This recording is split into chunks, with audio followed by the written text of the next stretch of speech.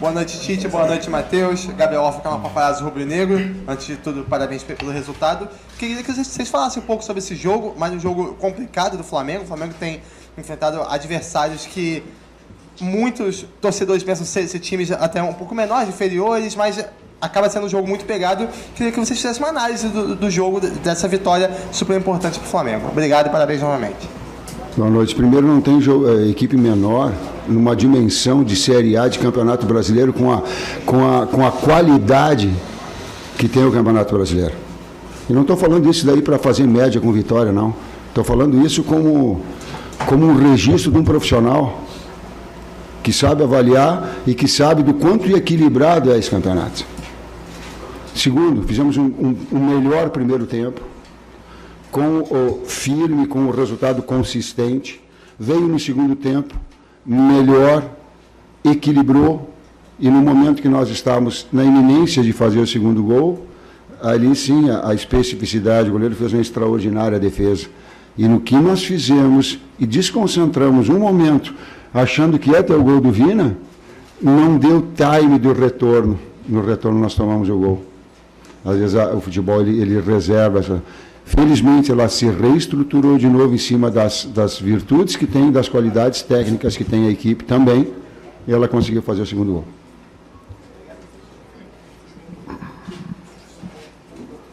Boa noite, Tite. Boa noite, Matheus. Pedro Paulo Catonho, do Coluna do Fla. Tite, ao fim do jogo, você deu um abraço muito forte ali no Carlinhos e apontou para ele e apontou para a torcida, como se fosse: Carlinhos, vai lá, é o teu momento, brilha. E o Carlinhos passou por um momento muito difícil, né, pessoal, a questão da mãe dele. Eu quero que você falasse do ser humano Carlinhos e o quanto ele merece fazer esse gol da vitória hoje aos 90 minutos.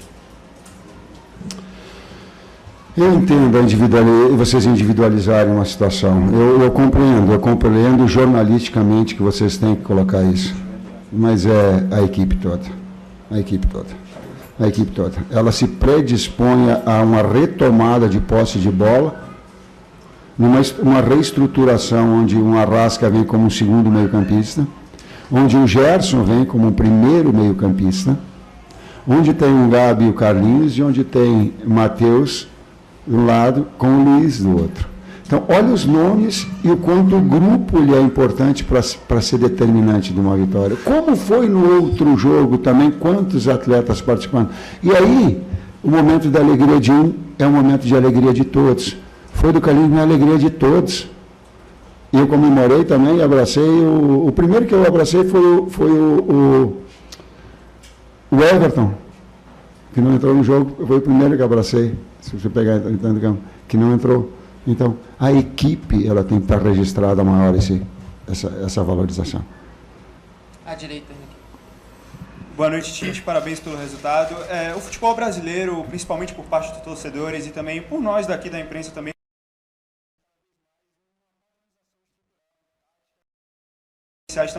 de manter uma regularidade com relação a isso. Eu queria saber de você, enquanto treinador, o quão difícil é manter esse estrutural tático, esse estrutural dos 11 iniciais, tendo que lidar com os fatores naturais do futebol, suspensão, lesão e afins, mas principalmente também com essa questão do calendário brasileiro, que é uma loucura total. Além do calendário, um tempo, e a tua pergunta é muito inteligente, e dava para a gente fazer que é, no Sul faz churrasco, em São Paulo faz uma pizza, aqui faz um acarajé, é isso? Uma comida baiana, e a gente ficar conversando um tempão, para que tenha tempo de padronização tática. Aí tu sai de um 4-4-2 de marcação, para um volante meio campista, para uma estruturação de um meio de articulação, com dois do lado e dois externos que baixam. E aí tu começa a estabelecer variação. Mas tu só consegue isso quando tem tempo. Se não tem tempo, fica a fórmula mágica. Me ajuda aí, Matheus. Tempo para trabalhar entre os jogos, para gerar o padrão, não só dos 11 que vão começar, de todos que vão entrar. E acho que é importante para valorizar todas as competições, né? Como é que vai valorizar o Campeonato Brasileiro, a Copa do Brasil e a Libertadores com 13 jogos do jeito que é agora? A gente vai dar o máximo em todos. Só que não tem como dar o máximo sempre assim. É muito difícil. E tem que ter uma reorganização no futuro para a saúde do atleta, e porque daí a imprensa, os treinadores, os jogadores, a torcida, todo mundo vai ficar mais feliz, porque o atleta inteiro produz mais. E os campos para ajudar também, e esse estava bom. Com a qualidade que estava hoje, Vitória. E vou dar então uma sugestão: diminuam os regionais, gente. Nós jogamos o regional de domingo a domingo, né? Bruno? Ou de domingo a média de 5 dias de folga. Reduz. Dá um tempo maior para o campeonato. Ou reorganiza. Em cumprido brasileiro, faz simultâneo. Alguma sugestão tem que dar. Dá para a gente dar sugestões. A gente precisa ser ouvido também para dar sugestão. E vocês na imprensa têm batido muito, não precisa muito. Se olharem todas as crônicas, que ela seja baiana, que ela seja carioca, ela tá mostrando, ela está dando. E uma delas é o ponto que a gente bate. Diminui os regionais o tempo e dá uma margem de tempo maior para o brasileiro. Entre outros que vocês mesmos colocam como sugestão. Dá para ouvir. Dá? Tite, pegando um pouquinho o gancho da pergunta do amigo, né? A gente sabe que o calendário brasileiro é meio complicado. Ainda mais quando você tem um jogo recente, que você jogou contra o Criciúma em Brasília, está vindo para cá para jogar contra o Vitória. Eu queria saber se a sua estratégia que você montou para pegar o Vitória aqui, ela deu certo dentro de campo? Primeiro tempo, sim, consistente, equilibrou e teve melhor até os 15 minutos. Do segundo, retomamos, estávamos na inércia de fazer o segundo, tomamos o gol, mas tivemos a força pela qualidade técnica dos atletas e também pela mexida, pela reorganização de fazer o segundo gol, num resultado, ao meu entender, justo daquele que foi o desempenho. Resultado de desempenho, resultado do placar, para mim, ele teve junto. Boa noite, Tite. Boa noite, Matheus. Sidão Marinho da Litoral News. Professor Matheus, queria saber de vocês se as atuações que o Flamengo está tendo, por mais que venha a vitória, preocupam para essa sequência onde o Flamengo vai ter desafios contra equipes da parte de cima da tabela no Campeonato Brasileiro e os desafios fortes também na Copa do Brasil com o Palmeiras e na Libertadores contra o Bolívar. De que maneira vocês pretendem trabalhar e se preocupa essas atuações um pouco abaixo que o Flamengo vem tendo, por mais que o resultado seja positivo? E se for pelo cansaço, o senhor planeja poupar a equipe contra o Atlético no domingo, visando o Palmeiras? Obrigado. Entendo a pergunta do poupar e vou dizer para o torcedor do flamenguista: ninguém poupa. Nós não poupamos. Nós não poupamos ninguém.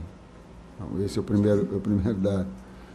O segundo é que uma retomada nossa de jogos extremamente difíceis. E vim aqui ganhar do Vitória, fazer um primeiro tempo que teve com autoridade. No segundo tempo equilibrou. Aí tu tem. E aí uma retomada para ter um padrão lá à frente, que foi, por exemplo, uma série de jogos que nós tivemos anteriormente, não vou ficar citando até para não... Mas ela retoma um padrão agora. Ela é passo a passo, step by step, para que a gente retome esse padrão.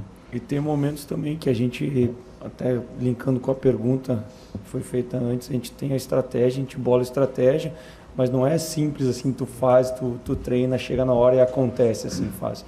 Inclusive, o lance do gol foi muito em cima do que a gente trabalhou também. Só que tiveram outros momentos que a gente poderia ter sido mais vertical, ter conseguido chegar nesse último terço com mais em cima para fazer o gol e não conseguiu. E daí se você faz o segundo gol, também te traz um conforto, uma confiança maior de fazer o jogo fluir. Então quando tu fica ou no 0-0 ou no placar adverso, que a gente vem de 3 jogos tomando o gol primeiro.